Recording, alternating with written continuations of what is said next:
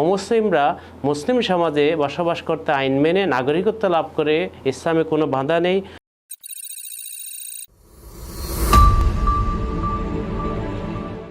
আসসালামু আলাইকুম ওরহমতুল্লাহি ওবরকাতুহু।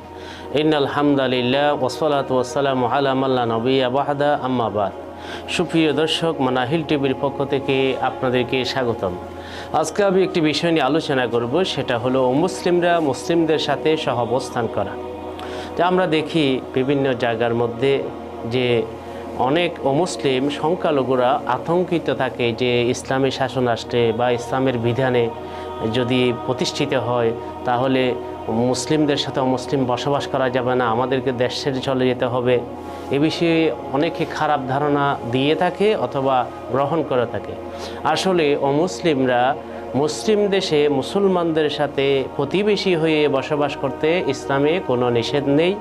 বরং মহানবী সাল্লাল্লাহু আলাইহি ওয়াসাল্লাম তিনি যে 10 বছর মদিনাতে ছিলেন, দেখা যায় যে ইসলামী রাষ্ট্রের মধ্যে ওনার প্রতিবেশী ইহুদি ছিল এবং নবী সাল্লাল্লাহু আলাইহি ওয়াসাল্লাম যখন কোনো একটি ছাগল জবে করতেন, তিনি অমুসলিম প্রতিবেশীকেও তিনি ছাগলের গোশত দিতেন এবং তিনি স্পষ্ট বলে দিয়েছেন যে অমুসলিম প্রতিবেশী হলেও তাদের প্রতিবেশী হিসেবে একটা হক অবশ্যই রয়েছে। আর যদি মুসলিম হয় তাহলে দুটি হক, একটা হলো প্রতিবেশী হিসেবে আর একটা মুসলিম হিসেবে। আর যদি সে আত্মীয় হয় তাহলে আরেকটি হক অতিরিক্ত হয়ে যায়। তাই সেই কারণে অমুসলিমরা মুসলিম সমাজে বসবাস করতে আইন মেনে নাগরিকত্ব লাভ করে ইসলামে কোনো বাধা নেই। ইসলামী শাসন হলে বরং তাদের নিরাপত্তাকে আরও জোরদার করবে। কারণ আল্লাহ রাব্বুল আলামিন স্পষ্ট নির্দেশনা দিয়েছেন যে অমুসলিমরাও যদি কোনো মুসলিম দেশের মধ্যে পাড়া মহল্লায় তারা যদি নাগরিকত্ব লাভ করে বসবাস করে, মুসলমানদের জান মাল সম্মানের যেমন নিরাপত্তা ঠিক তেমনি অমুসলিমদেরও নিরাপত্তা তেমনি।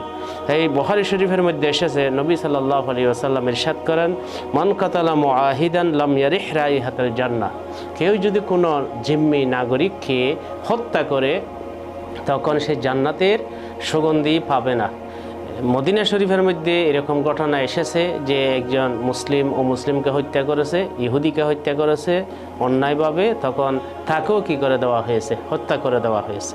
তাই সুতরাং ইসলাম মুসলিমদের যেমন জানমালের নিরাপত্তা দেয়, সম্মানের নিরাপত্তা দেয়, ঠিক তেমনি অমুসলিমদের জানের নিরাপত্তাও ইসলামের মধ্যে রয়েছে। মালের সম্মানের নিরাপত্তাও আল্লাহ রাব্বুল আলামিন দুনিয়ার মধ্যে দিয়েছেন।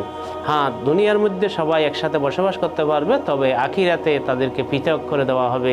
আসহাবুল ইয়ামিন, আসহাবুশ শিমাল বলে একটা দলকে জান্নাতে যাওয়ার ব্যবস্থা করবেন আর একটা দলকে জাহান্নামের দিকে নিয়ে যাবেন।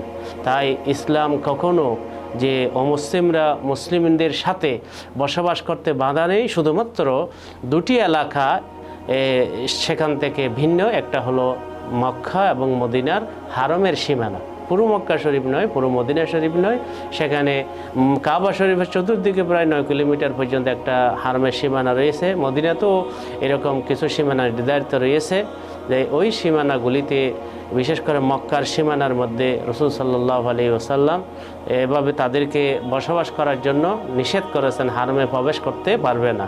হারমের বাইরে অন্য জায়গার মধ্যে তারা অস্থায়ীভাবে বসবাস করতে বাধা নেই এবং তারা সেখানে থাকতে পারবে চাকরির ক্ষেত্রে, অন্য ক্ষেত্রে।